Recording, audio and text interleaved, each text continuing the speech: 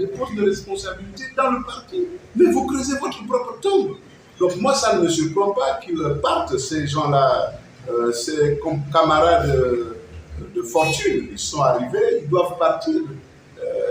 S'ils restent, c'est bien, mais je crois qu'ils sont arrivés là parce qu'ils avaient pensé que Ali ne pouvait pas partir et que leur combat était voué à l'échec.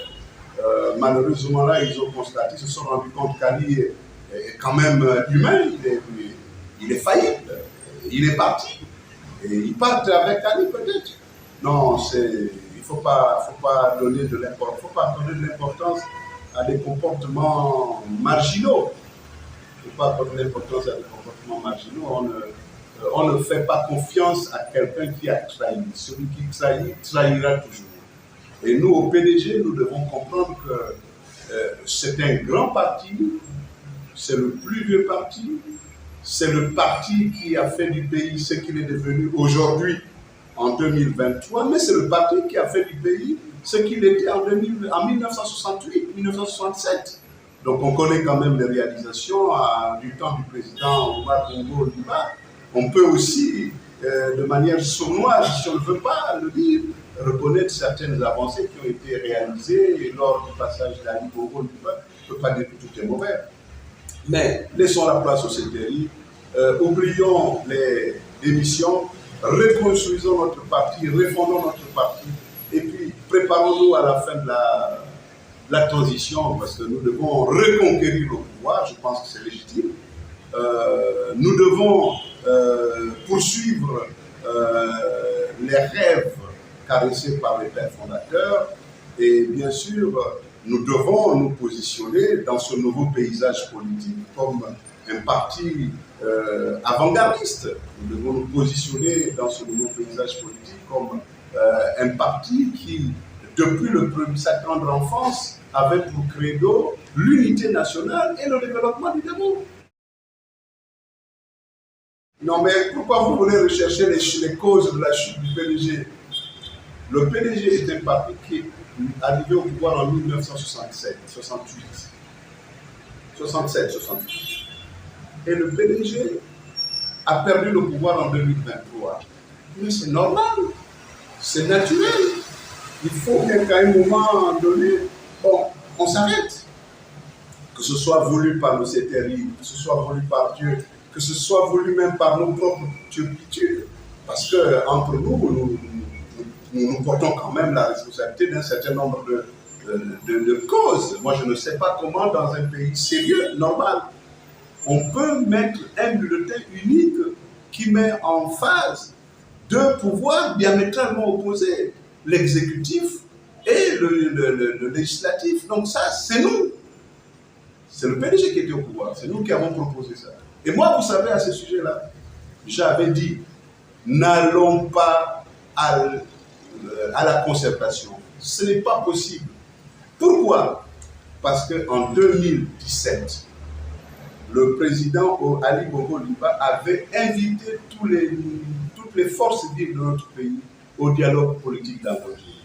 Dans ce dialogue politique, nous avons mis les bases d'une certaine manière de faire, d'organiser les élections, de gérer les élections, de conduire les affaires du pays. En 2017, on n'a même pas eu le temps d'éprouver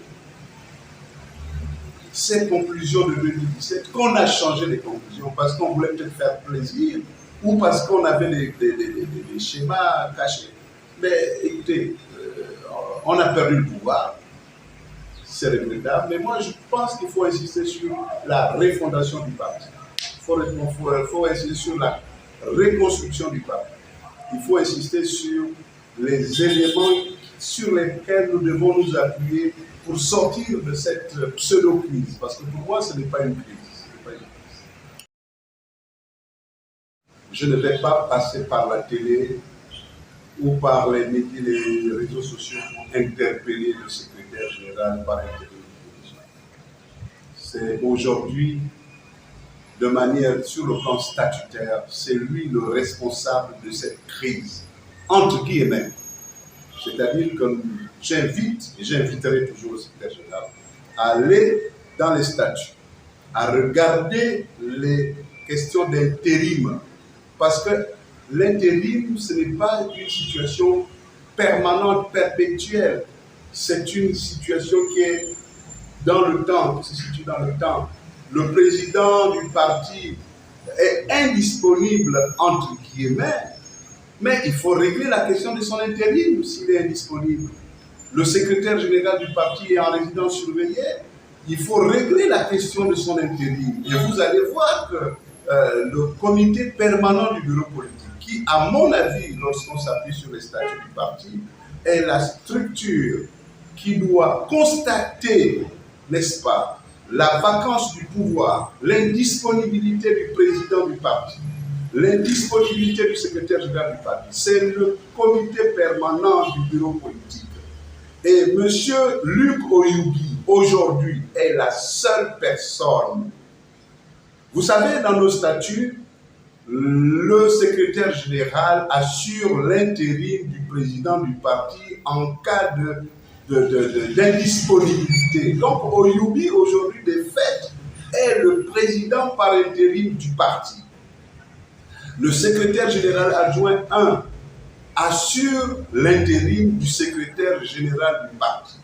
Donc, Oyugi est le secrétaire général par intérim du parti. Voilà ce monsieur qui a toutes les forces du parti et qui peut donc convoquer, je crois, sans être juriste, qui peut convoquer le bureau politique, le comité permanent, c'est 12 membres, 18 membres, pour constater l'indisponibilité du président du parti. Première chose. Et donc, essayer de voir avec le CTRI, il faut dire les choses telles qu'elles se présentent. Si le président du parti n'est pas en résidence surveillée, il faut aller vers le président du parti. Et le président du parti, c'est un humain, il a perdu le pouvoir. Donc il faut estimer aussi, il faut comprendre qu'il soit un peu déboussolé. Donc peut-être le décharger de cette lourde fonction qu'est la présidence du parti. Et engager, n'est-ce pas, les réformes qui s'imposent pour, pourquoi pas, attendre les conclusions du dialogue politique, du dialogue national. Et lorsque le dialogue national aura bien sûr rendu ses conclusions, le parti pourra se déterminer. Donc il n'y a pas de problème, à mon avis. On ne peut pas dire qu'il y a une crise au parti parce que un militant dont le parti a fusionné, a été absorbé par le PDG et parti, c'est normal qu'il parte. On ne peut pas dire qu'il y a problème parce qu'il y a un haut cadre du parti qui a décidé de partir à la suite de la visite du président de la transition dans sa province natale, et il l'a dit. Donc, on retient aussi qu'il l'a dit. Peut-être, il a dit d'ailleurs pour soutenir le président de la transition. Mais sauf que le président de la transition n'a pas besoin de notre soutien. Il ne faut pas l'encombrer. Le président de la transition a besoin que nous ne lui gênons, nous ne le gênons pas. Ne gênons pas le président de la transition. Permettons au président de la transition de dérouler sa feuille de route avec les succès, avec les échecs, parce que nous devons juger au terme de la transition si le président de la transition a bien conduit sa transition, et donc ce sera un double héros. Il nous a libérés peut-être d'une certaine façon de faire. C'est un double héros parce qu'il sera parti, il aura tenu sa parole, il aura réussi sa transition et il sera parti au terme de cette transition. Donc n'essayons pas de distraire, n'est-ce pas, le président de la transition. Moi, j'attends en tant que PDGiste la refondation de mon parti. J'attends en tant que PDGiste observer, bien sûr, toutes les voies et toutes les procédures pour faire en sorte que le parti, à la fin de la transition, soit debout et puisse aller à la conquête du pouvoir suprême, c'est-à-dire la présidence de la République, et bien sûr à la conquête des élections législatives et des élections locales. C'est ça le militant. Ne soyons pas égoïstes et puis ne regardons pas nos intérêts personnels. Moi, si c'était au nom des intérêts personnels, je ne serais plus militant du PDG, j'ai été frustré, j'ai été, j'allais dire, stigmatisé. Et je suis la personne qui parle beaucoup, qui parle trop, mais moi je parle, je suis un héritier du président Omar Bongo Ondimba. Pour ceux qui me connaissent, j'étais président de la mutuelle de l'université Omar Bongo. Et mes collègues, mes amis de l'université savent que depuis l'université, nous étions là pour défendre, n'est-ce pas, les idéaux d'unité nationale, les idéaux de développement de notre pays, les idées de cohésion nationale. Et nous, à l'université, on n'avait pas de tribu, on n'avait pas de clan, on n'avait pas d'ethnie, on n'était pas de Langounier. Moi, si je devais être seulement de Langounier, je n'allais pas être président de la mutuelle, parce que c'était une élection démocratique. Et Langounier avait 52 étudiants à cette époque-là. Donc il fallait avoir les amis des 9 autres provinces pour battre mon ami Ouangou, pour battre mon ami Ngebevolo, parce que je les ai battus. Mais je ne pouvais pas battre Ouangou si je mettais l'Angoulé en face du Wellington. Je ne pouvais pas battre Ouangou si je mettais les Massango en face des fonds. Je suis réaliste. Je suis réaliste. Donc, non, arrêtons de faire. Soyons sérieux. Notre pays, à un moment ou à un autre, a besoin des hommes et des femmes sérieux. Et nous avons, en 1968, la création du PDG avec la dissolution des partis à cette époque-là, du multipartisme. Et nous avons en 1990, bien sûr, la conférence nationale avec une démocratie retrouvée, multipartite retrouvée. Nous avons 2023, le coup d'État du 30 août, avec la période de transition. Donc, on peut dire que toutes les 30 années, le Gabon connaît des changements, des mutations qui participent à sa modernisation, à sa modernité, à son reprofilage. Donc, il n'y a pas de problème. Moi, je suis serein.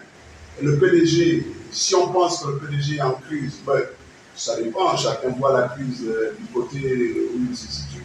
Moi, je pense que c'est un bon moment. Après 55 ans, 56 ans de pouvoir, sans partage, c'est normal qu'on s'arrête un peu et qu'on regarde dans notre viseur et puis qu'on corrige ce qui a corrigé et puis qu'on tente, pourquoi pas, dans un contexte compétitif, qu'on tente de reprendre la main.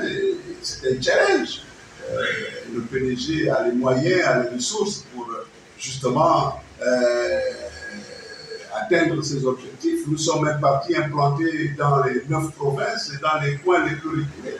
Si c'était seulement une vue de l'esprit, ben alors nous allons le savoir à la fin de la transition. Mais si c'est plutôt la réalité même de ce que les Gabonais sont reconnaissants de l'œuvre gigantesque posée par le président fondateur Omar Bongo Ondimba, qui a fait, je pense que le président du CTRI se réclame d'ailleurs comme étant un héritier du président Omar Bongo Ondimba, et pourquoi pas défendre le bongoïsme, pourquoi pas défendre le PDG. Donc je suis serein, j'attends la fin de la transition.